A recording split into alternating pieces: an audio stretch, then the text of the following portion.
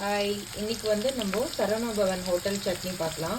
அதுக்கு வந்து கடாயில் 2 ஸ்பூன் ஆயில் ஊற்றி ஆனியன் வந்து ஒரு 2 ஆனியன் இந்த மாதிரி ஸ்லைஸாக கட் பண்ணி போட்டிருக்கேன்.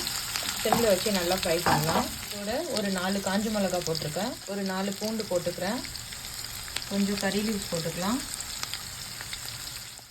இப்போ ஆனியன்லாம் ஃப்ரை ஆகிடுது. இப்போ 2 டொமேட்டோ ஸ்லைஸாக கட் பண்ணி போட்டுக்கிறேன்.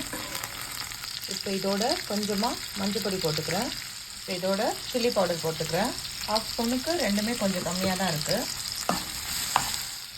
இப்போ இதெல்லாம் ஒரு 2 மினிட்ஸ் வந்து சிம்மில் வச்சு நம்ம குக் பண்ணணும்.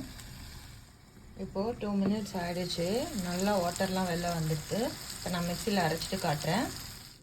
இப்போ இந்த மாதிரி அரைச்சிட்டேன். நம்ம இதுக்கு வந்து 1 ஸ்பூன் சால்ட் போட்டிருக்கேன், கொஞ்சமாக தண்ணி ஊற்றி அரைச்சிருக்கேன். இப்போ இதுக்கு வந்து கடுகு, உளுத்தம் பருப்பு, காஞ்ச மிளகாய் தான் தாளிப்பு.